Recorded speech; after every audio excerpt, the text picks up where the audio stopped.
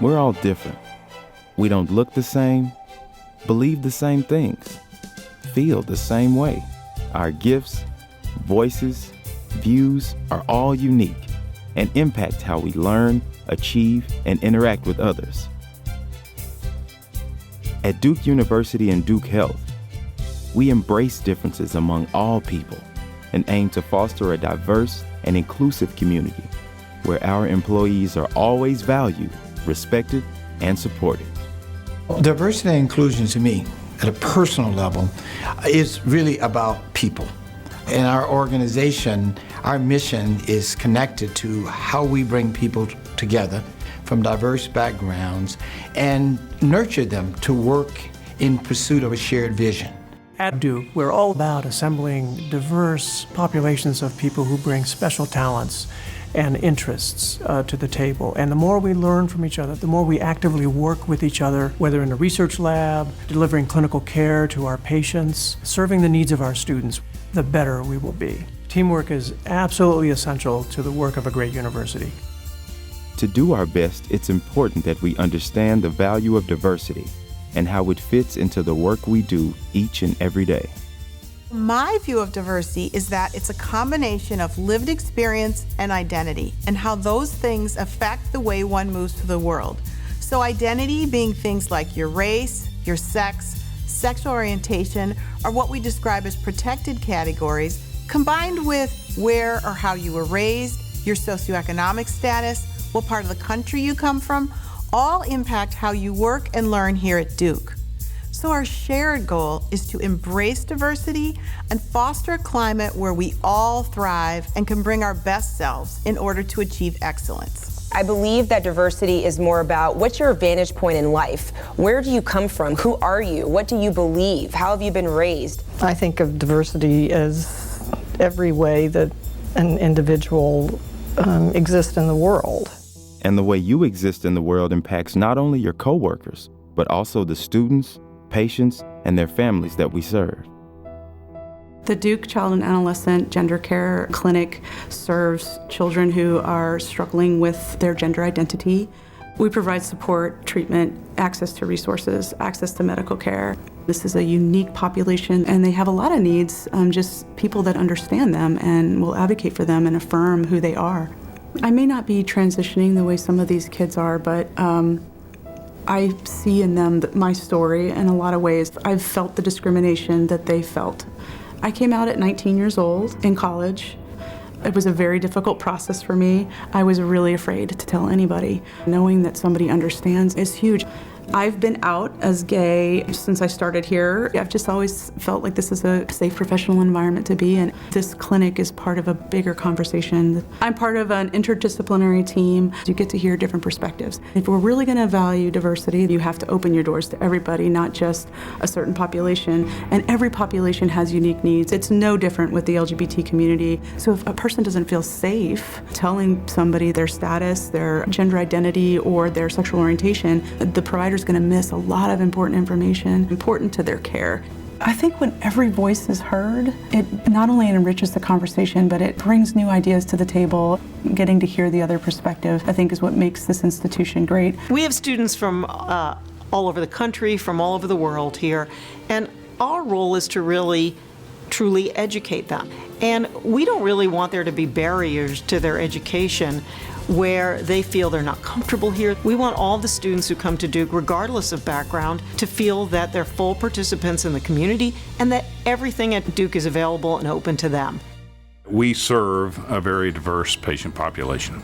Delivering the very best health care possible confronts a lot of challenges every day. We serve that patient population better if we have a diverse team of caretakers taking care of them. They bring a broader understanding to the table. They bring perhaps an appreciation of culture.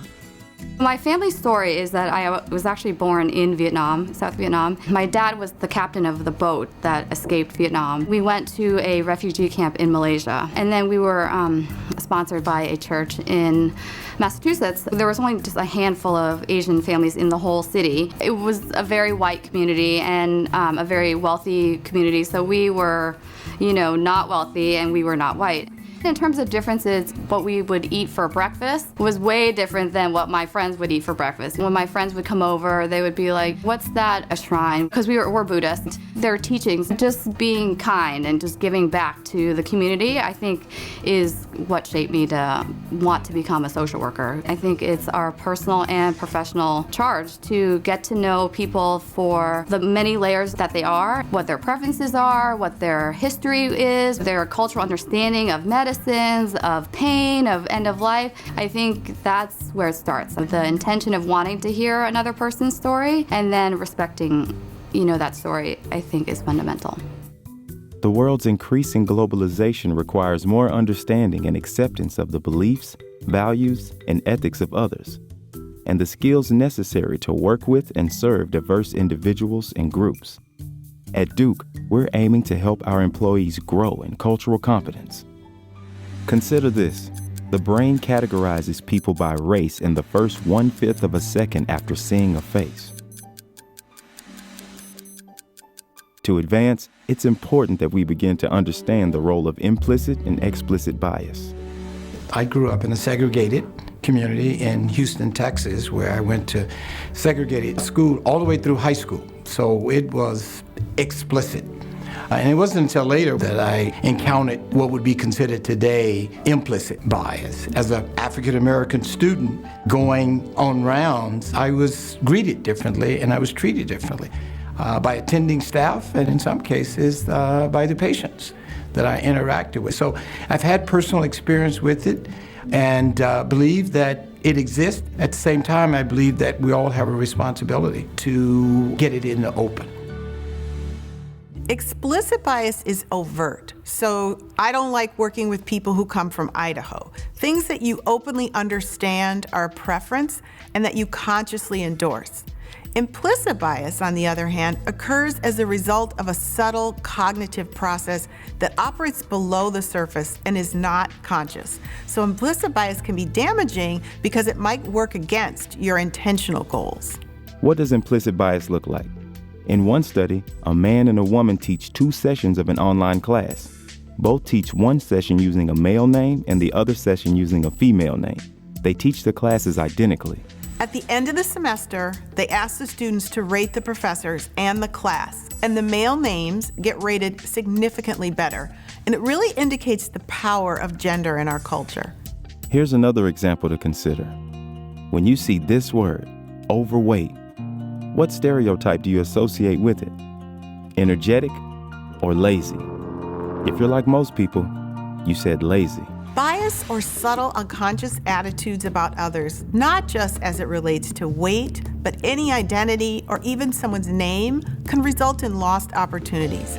All kinds of people bring value, and it's sometimes not packaged in ways we expect. As we strive for excellence, which we know is more achievable if we invite a variety of perspectives and social identities, we want to resist bias and embrace diversity. Everybody has bias.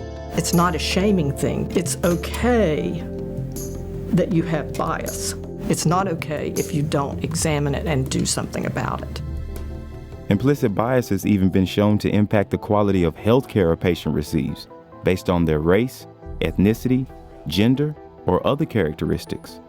Patient care is about being patient-centered. I'm often asked, what do you think is the most important thing to being a very effective physician or a nurse or a pharmacist or a healthcare provider? And I say empathy.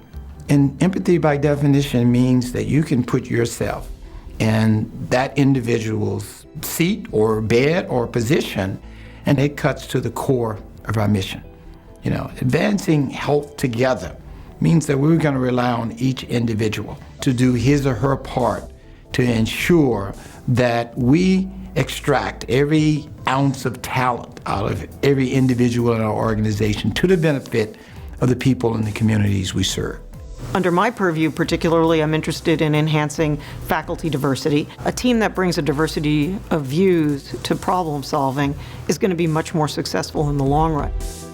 Research shows that sensitivity to diversity and awareness of explicit and implicit bias can lead to greater creativity, higher productivity, and successful outcomes. Both Duke Health and Duke University offer diversity and inclusion workshops and training to employees. It made the team stronger, and it also led us sort of to acknowledge to ourselves and to others that, first of all, obviously we all have different perspectives, but also that we acknowledge that our perspective may be flawed, and I think that opens the door to even broader dialogue. I would encourage every member of the Duke community to attend the programs that we've developed to help understand what it takes to be a diverse and inclusive community. It takes time, it takes attention to make sure that every member of our community feels at home here at Duke. It taught me a lot about myself. It helped me understand how I could improve in caring for patients who were different than me. Once you finish the diversity training, that's just the start of what you need to do. You need to stay in conversation with your colleagues and your managers and your leaders. Our students love to dance. Some of those dance groups are very specific in terms of cultures and the music that they identify with. Go to a performance. There are also cultural centers, and those centers also put on various programming and events throughout the year. So take time out of your schedule and check it out. Duke employs more than 36,000 people, but you're not a number to us. You're an individual with your own history, beliefs, and perspective. No matter your job, you, as a human being, are central to uplifting our organization's mission, vision, and values. And diversity is a value we hold in the highest regard.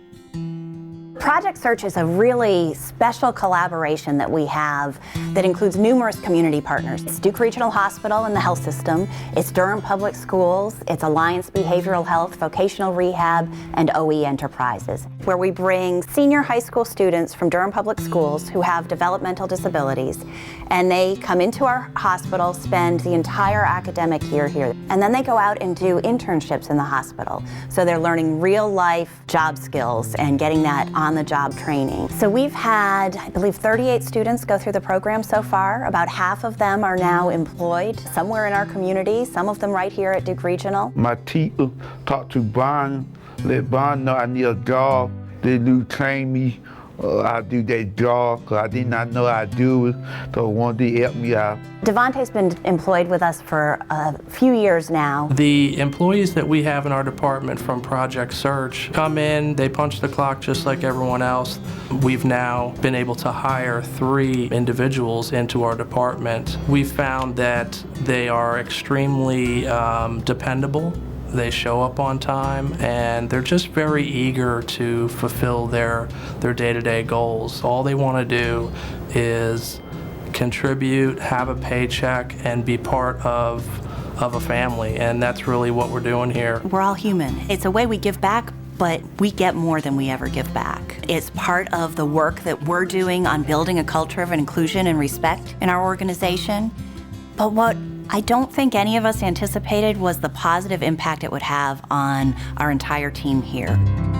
When I was a graduate student here, I was taking something called my qualifying exam, and I was, at that point in time, going to be the first African American to pass that exam in the neurobiology department here at Duke. But I remember about halfway through this 3-hour exam, I went outside to take a break, and all of the housekeepers who worked in that building were outside of the room. I asked them, "What are you doing here? I thought you all got off at 3 o'clock." And they said, "We are holding you down. We are staying here until you pass," making me tear up a little. They said, "We're staying here until we're sure you passed." I can't do my job without them. And I think that the idea that any of us are sort of exempt from needing to celebrate one another, our similarities, our differences, is not true, because we all need each other to be successful here.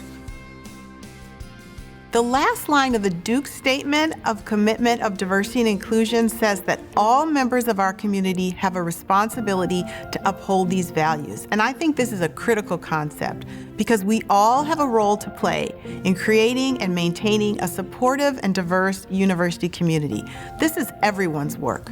Duke University can feel proud of what we've done to create a diverse, inclusive, and welcoming community, but we have much more to do. We want to be ambitious in creating an exemplar of what our society can become. That means making sure that every member of the Duke community feels valued and is a part of the team. When I think about diversity and inclusion, a word that comes to mind is journey. And this is a journey. It really does start with you.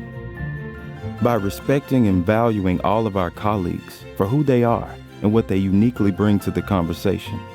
By recognizing that we're all human beings with biases, but with a willingness to learn more, to be more, we can continue to evolve and grow, embracing our differences and celebrating our common goal to teach, treat, and positively benefit the communities that we proudly serve.